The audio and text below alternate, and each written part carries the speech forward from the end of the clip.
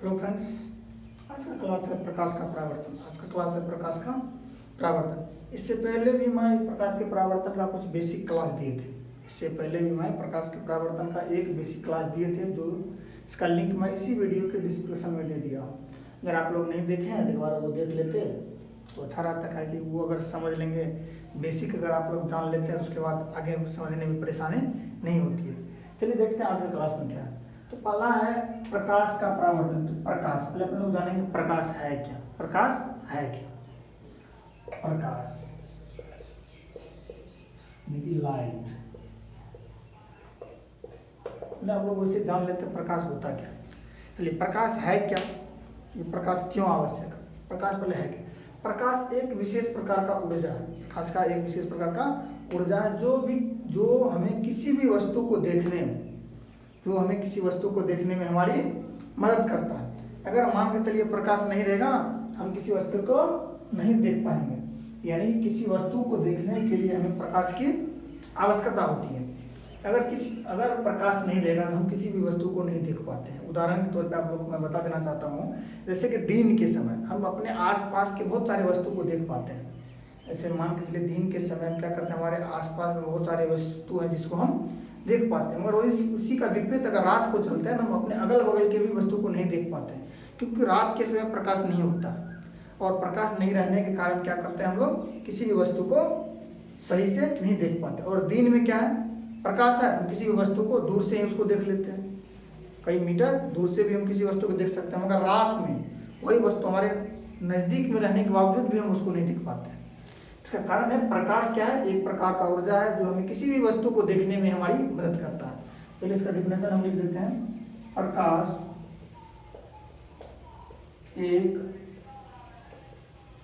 एक प्रकार का ऊर्जा है जो किसी वस्तु को देखने में मदद करता है। प्रकाश एक प्रकार का क्या है, ऊर्जा है जो किसी वस्तु को देखने में हमारी मदद करता है। उसके बाद है प्रकाश के गुण। उसके बाद क्या है, प्रकाश के गुण। प्रकाश के कई गुण हैं, यानी कि बहुत सारे प्रकाश के भी गुण हैं। चलिए उसके बाद देखते हैं, कुछ उसके गुण को भी अपने लोग देख सकते हैं। चलिए प्रकाश के गुण, अगला टॉपिक क्या हो जाएगा, प्रकाश के गुण। प्रकाश के गुण, इसके गुण के बारे में बात करते हैं। पहले उसके बाद लिखिए गुण। प्रकाश का एक प्रकार का ऊर्जा है, जो हम अपने लोग को पहले भी बता दिए थे। प्रकाश का एक प्रकार का ऊर्जा है। दूसरा हो जाएगा प्रकाश निर्वात में भी गमन करता है। प्रकाश निर्वात में भी गमन करता है, यानी कि कहने का मेरा तात्पर्य यह है, तो प्रकाश को गमन करने के लिए किसी माध्यम की आवश्यकता नहीं होती है। जिस तरह विद्युत को एक जगह से दूसरे जगह जाने के लिए किसी तार की आवश्यकता होती है, किसी विद्युत परिपथ की आवश्यकता होती है, उसी तरह प्रकाश को एक जगह से दूसरी जगह जाने के लिए किसी भी प्रकार की माध्यम की आवश्यकता नहीं होती है। अर्थात प्रकाश निर्वात में भी गमन कर सकता है, यानी प्रकाश निर्वात में भी गमन करता है। तीसरा प्रकाश जो है विद्युत चुंबकीय के विकिरण भी है। प्रकाश विद्युत चुंबकीय विकिरण भी है। प्रकाश विद्युत चुंबकीय के तरंग भी है। पदार्थ नहीं, प्रकाश होगा। प्रकाश क्या है, विद्युत चुंबकीय तरंग भी है। अगला देख लेते हैं क्या है, एक नंबर के विषय में 3-4 को जो है बता देते हैं। वैसे तो प्रकाश के बहुत सारे गुण हैं। तो पहला गुण हो जाएगा प्रकाश एक प्रकार का ऊर्जा। क्या हो जाएगा, प्रकाश एक प्रकार का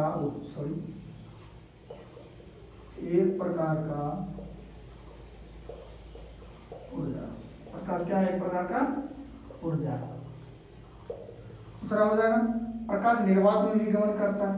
प्रकाश निर्वात में भी गमन करता है। प्रकाश निर्वात में भी गमन करता है। अगला होगा प्रकाश क्या है, विद्युत चुंबकीय विकिरण है। प्रकाश क्या है, प्रकाश विद्युत चुंबकीय विकिरण। प्रकाश विद्युत चुंबकीय तरंग भी है, विद्युत चुंबकीय विकिरण भी है। चलिए इसके बाद अगला टॉपिक चलते हैं। अगर आप लोग इसको लिखना चाहते हैं तो वीडियो को पॉज करके आप इसको लिख सकते हैं। आगे चलते हैं अगला टॉपिक पे।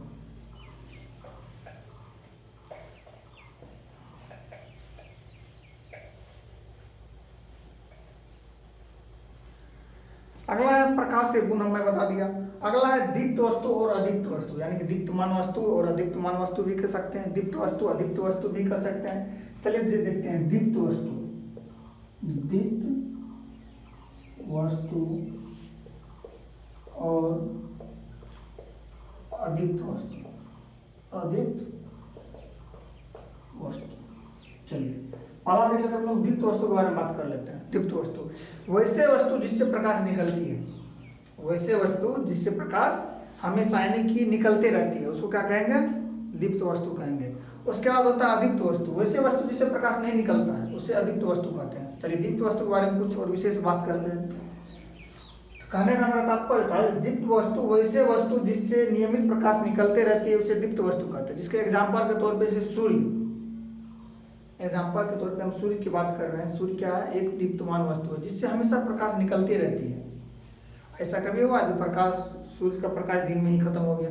ऐसा नहीं हुआ, क्योंकि वह दीप्त वस्तु है जिससे हमेशा प्रकाश निकलते हैं। जलती हुई बल्ब, से बल्ब जल रहा है उससे प्रकाश आना बंद हो जाए? ऐसा भी नहीं हो, क्योंकि अगर जब तक बल्ब बंद नहीं होगा उससे प्रकाश निकलना बंद नहीं होता। तो यानी कि वैसे वस्तु जिससे प्रकाश निकलती है उसे दीप्तमान वस्तु कहते हैं, दीप्त वस्तु कहते हैं। वैसे वस्तु जिससे प्रकाश नहीं निकलती है उसे अदीप्त वस्तु यानी कि अदीप्तमान वस्तु भी अदीप्तमान वस्तु नहीं कहते हैं। चलिए दीप्त वस्तु के बारे में डिफिनेशन लिख लेते हैं। दीप्त वस्तु वैसे वस्तु जिससे प्रकाश निकलती है, जिससे प्रकाश निकलती है उसे दीप्त वस्तु कहते हैं। उसे क्या कहते हैं? एग्जाम्पल अपने लोग देख लेते हैं। सूर्य, सूर्य, जलती हुई बल्ब, जलती हुई बल्ब, जलती हुई मोमबत्ती, जलती हुई मोमबत्ती आदि। चलिए उसके बाद अदीप्त वस्तु, उसके बाद क्या हो जाएगा? अदीप्त वस्तु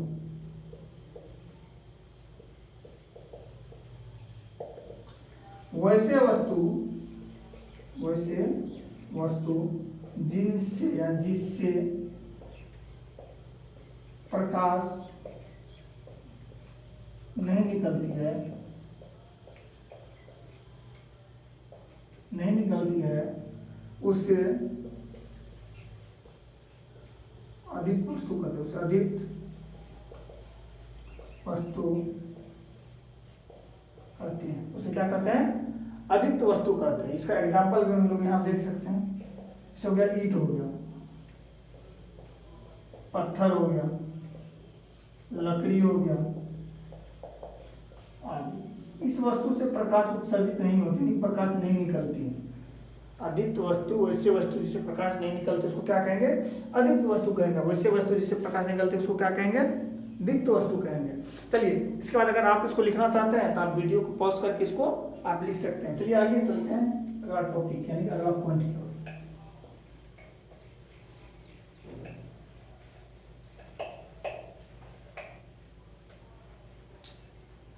चलिए इसके बाद अगला टॉपिक आएगा आप लोग को प्रकाश की किरण, यानी प्रकाश किरण, रेज ऑफ लाइट, प्रकाश किरण, प्रकाश किरण, प्रकाश की किरण।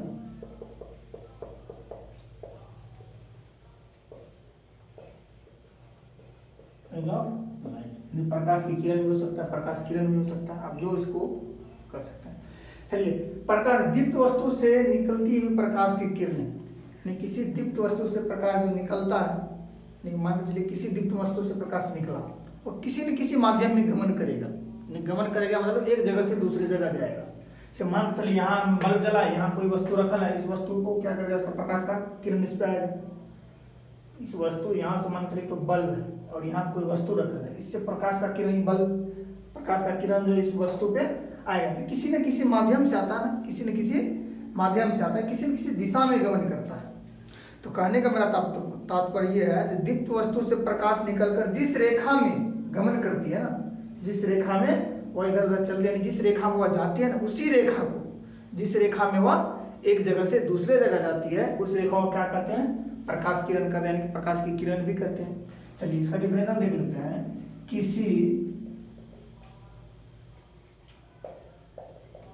किसी दीप्त वस्तु से, दीप्त वस्तु से निकली प्रकाश की किरण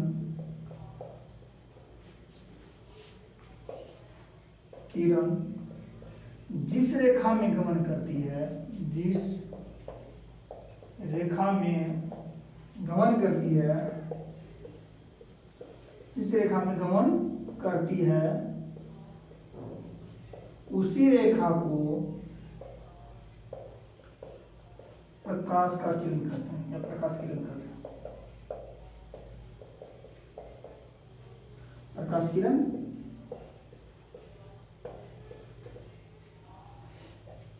ये कोई प्रकाश दीप्त वस्तु, मान के लिए एक बल्ब बनाया है और यहाँ पे कोई वस्तु है, मान के लिए एक ईंट रख दी यहाँ पे, यहाँ से क्या हुआ? प्रकाश की किरण इस पे आ रहा है, यही प्रकाश का किरण क्या कहलाया? प्रकाश की किरण नहीं, प्रकाश किरण कहलाया। क्या कहलाया? प्रकाश किरण कहलाया। चलिए उसका अगला टॉपिक हो जाएगा, अगला टॉपिक हो जाएगा किरण पुंज। अगला टॉपिक क्या हो जाएगा? किरण पुंज। यहाँ से किरण पुंज क्या हो जाएगा? किरण पुंज।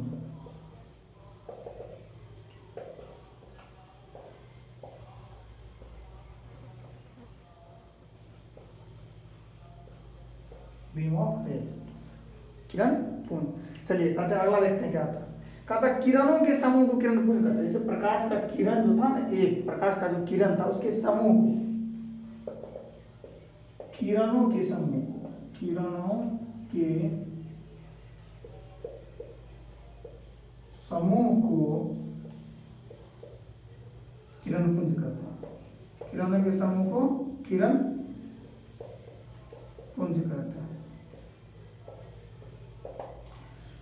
आप लोग किरण का पुंज, जैसे एक किरण का पुंज, इसी तरह अनेक किरणों के पुंज, बहुत सारे किरण पुंज हो गए, इसके समूह क्या कहेंगे? किरण पुंज कहेंगे। प्रकाश के किरणों के समूह को किरण पुंज कहते हैं। प्रकाश के किरणों के समूह को किरण पुंज कहते हैं। उसके बाद अगला आ जाएगा अपने लोग को, प्रकाश के किरण पुंज कितने प्रकार के होते हैं? किरण पुंज के भी प्रकार होते होंगे। चलिए आगे चलते हैं। किरण पुंज के प्रकार, अगर आप लोग उसको लिखना चाहते हैं तो लिख लीजिए, वीडियो को पॉज करके आगे से ऊपर से मिटाते हैं।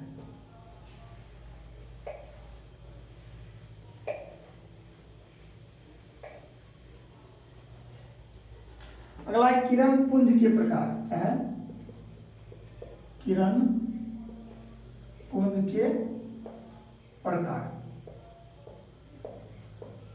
Types of beam of rays, types of beam of rays. चलिए अगला देखते हैं। प्रकाश के जो किरण पुंज है उसके जो प्रकार देखते हैं। किरण पुंज के प्रकार, इसके 3 प्रकार होते हैं। क्या होते हैं?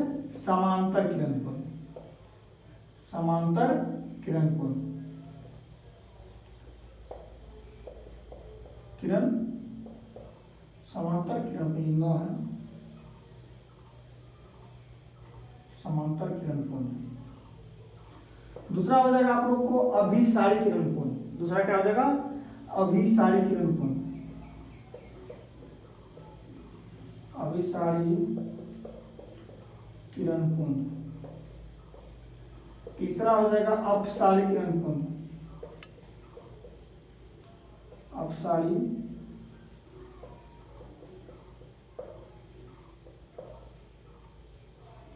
अपसारी किरण पुंज, अपसारी किरण पुंज। चलिए उसके बाद चलते हैं इस पे तीनों में लोग बात कर लेते हैं पहले, उसके बाद इसका डेफिनेशन बड़ा हम बताएंगे। जैसे कि पहला है समांतर किरण। पहला क्या है? समांतर किरण। पहला क्या है? समांतर किरण पुंज। तो समांतर किरण पुंज के बारे में बात करते हैं। तो वैसे किरण पुंज जो एक दूसरे के समान अंतर पे चलती है, यानी कि वैसे किरण पुंज जो एक दूसरे के समान अंतर पे, यानी कि समान दूरी पे, यानी कि समान दूरी बनाए चलती है, जो एक दूसरे के समान दूरी पर चलती है। यानी कि जिस किरण पुंज की सभी किरणें, नहीं, जिस किरण पुंज के सभी किरणें क्या करता है, एक दूसरे के समांतर चलती है। जिस किरण पुंज के सभी किरणें एक दूसरे के समांतर चलती है उसे समांतर किरण पुंज कहते हैं। उसके बाद अगला है, एक दूसरे के समांतर चलती है उसे समांतर किरण पुंज कहते हैं। जैसे मान चलिए इसका हम सारे उदाहरण बताते जाते हैं। जैसे समान, एक दूसरे के समान, यह मान चलिए किरण पुंज है जो एक दूसरे के समान चलती है, यह क्या कहलाया, समांतर किरण पुंज। वैसे किरण पुंज जो एक दूसरे के समांतर चलती है, यानी कि जिस किरण पुंज की सभी किरणें एक दूसरे के समांतर चलती है उसे समांतर किरण पुंज कहते हैं। आप लोग अगर लिखना चाहते हैं तो मैं फिर से बोल देता हूँ, आप लिख सकते हैं। जिस किरण पुंज की सभी किरणें एक दूसरे के समांतर चलती है उसे समांतर किरण पुंज कहते हैं। चलिए उसके बाद आता है अभिसारी किरण पुंज। क्या आता है, अभिसारी किरण पुंज। अभिसारी किरण पुंज कहता है जिस किरण पुंज की सभी किरणें एक बिंदु पे आकर मिलती है। जिस किरण पुंज की सभी किरणें एक बिंदु पे आके मिलती है, मान के चलते हैं या कोई बिंदु है, यहाँ पे प्रकाश की किरणें इस पे आके मिल जाती है। जिस किरण पुंज की सभी किरणें एक बिंदु पे आके मिलती है ना, उसको अभिसारी किरण पुंज कहते हैं। उसको अभिसारी किरण पुंज कहते हैं। यानी कि अभी मतलब आप इसके भाव से ही स्पष्ट कर सकते हैं, अभिसारी किरण पुंज यानी जिस किरण पुंज की सभी किरणें एक जगह आके मिलती है। कहाँ मिलती है, एक जगह आके मिलती है, उसको क्या कहेंगे, अभिसारी किरण पुंज कहेंगे। उसके बाद देखते हैं अपसारी किरण पुंज। वैसे किरण पुंज यानी कि जिस किरण पुंज के सभी किरणें एक बिंदु से निकलकर फैलती हुई चली जाती है। जिस किरण पुंज के सभी किरणें एक बिंदु से निकलती है और फैलते हुए जाती है। जिस किरण पुंज के सभी किरणें एक बिंदु से निकलती है और फैलते हुए चली जाती है उसे क्या कहते हैं, अपसारी किरण पुंज। क्या कहेंगे, अपसारी किरण पुंज। अपसारी किरण पुंज।